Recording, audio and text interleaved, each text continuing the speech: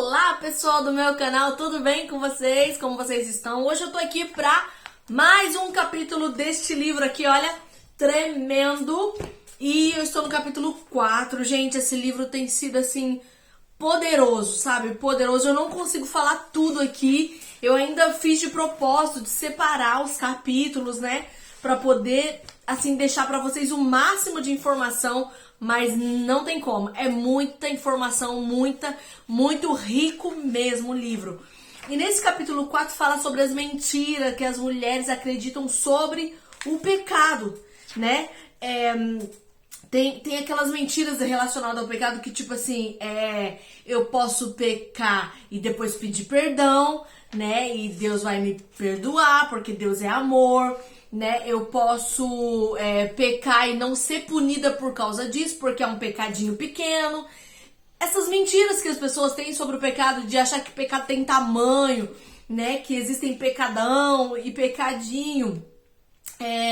Depois tem alguns pecados sobre o jeito que leva a vida. Tipo,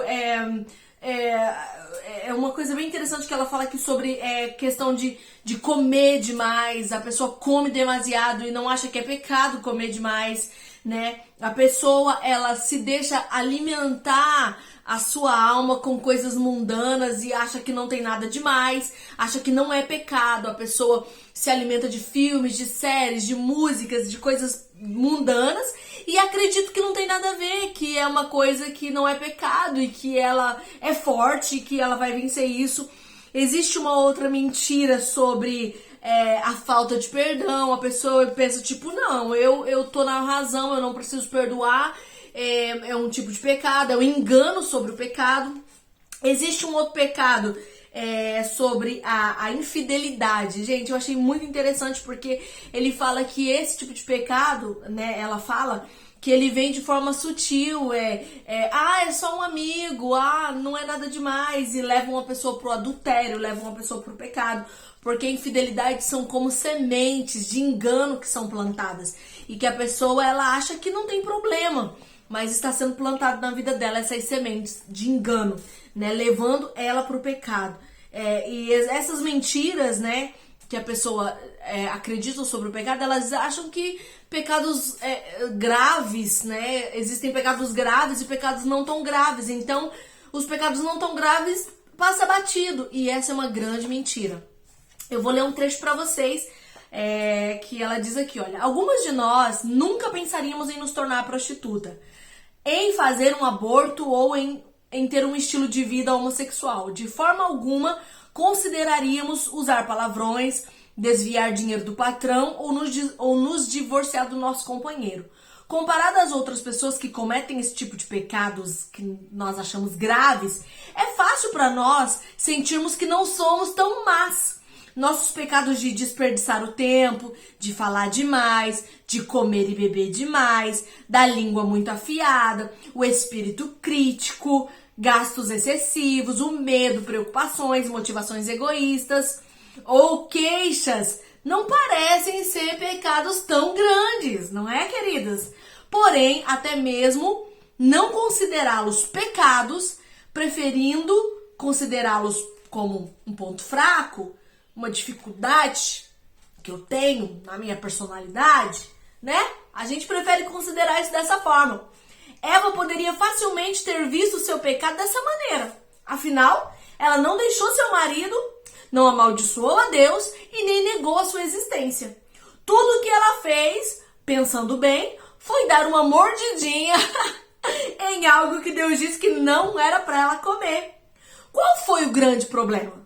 O grande problema foi que Deus disse, não coma. E Eva disse, vou comer. Esse ato único e simples de comer algo que Deus disse que estava fora dos limites produziu enormes consequências para ela. Em seu corpo, em sua mente, em sua vontade, em suas emoções, em seu relacionamento com Deus e no seu casamento.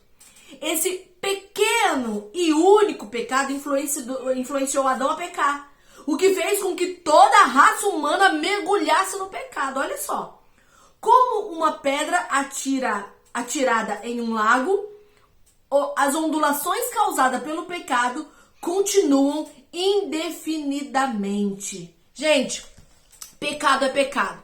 Pecado tem consequência. A Bíblia diz que o salário do pecado é a morte. Não se engane, aqui tem, gente, muita informação, como eu disse pra vocês. Às vezes a gente diz, eu não consigo vencer meu pecado. Há anos que eu cometo esse pecado. É um pecado de estimação. Eu não consigo superar essa situação. Né? Ou a pessoa diz assim, na verdade não é tão grave. Eu só... me faz bem, na verdade é uma fraqueza, na verdade é por causa de um trauma, na verdade é porque a minha mãe, a minha avó, a minha tata, a minha bisa, a minha tata, a verdade é que a gente dá desculpas para nos enganar que o pecado, ele é algo tolerável por Deus, e Deus não tolera o pecado. Querido, querida, Deus ama você, Deus ama o pecador, mas ele não tolera o pecado. O pecado continua tendo salário. O salário do pecado continua sendo a morte. E é um grande engano você achar que tá tudo bem com uma mentira, que tá tudo bem com um engano, com uma omissão. É um engano você achar que tá tudo bem, é só uma mentirinha, é só um probleminha, é só uma falhinha, é só um deslizezinho. Não, não tá tudo bem. Não faça vista grossa ao pecado. Não finja que as circunstâncias que você está vivendo, que você pode viver, estão alimentando você, levando você para pecar. Às vezes a gente pensa assim, a gente recebe um elogio de um homem, por exemplo, vou dar um exemplo para você, recebe um elogio de um homem na internet e a gente, que bom que isso me fez, recebi um elogio, ele disse que eu sou linda, mas você não ignora, você não repreende, você não bloqueia, você não se afasta, você não impede. Naquele momento que você deixou aquilo rolar, você alimentou dentro de você a possibilidade de um futuro pecado. O pecado, ele não começa numa ação, ele começa na mente. Se você alimenta aquele sentimento, aquele não tem nada a ver, ele certamente em um momento vai se tornar uma ação. Certamente no momento de fraqueza ele vai se tornar um ato pecaminoso e ele vai te destruir. Então, por favor, tenha cuidado. Tenha muito cuidado, não deixa sementes de infidelidade, sementes de mentira, sementes de profanação, sementes de engano serem lançadas sobre você. Corte isso imediatamente. Não deixe nada ser um canal, porque tudo é um caminho que vai sendo construído para te levar a cair. O diabo não vai vir e vai te empurrar num precipício, não. Ele vai preparar caminhos para você ir caminhando sutilmente, como se nada tivesse acontecendo. E você vai dizer, não, mas não tem nada a ver, foi só um elogio. Não, não tem nada a ver, é só alguém que reconhece o que eu faço. Não tem nada a ver, é só uma coisinha de nada. Não, querido, tudo tem tudo a ver. Fique atento a isso. Não seja enganado. Não seja enganada, querida.